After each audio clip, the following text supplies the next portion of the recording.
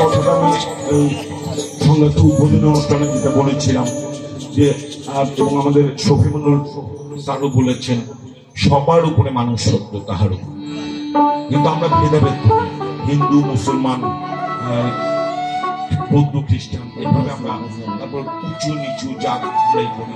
তো লালন সাজির একটা গান আমাকে খুব প্রাণিত করে, সেই গানটা আমি গাওয়ার চেষ্টা করছি।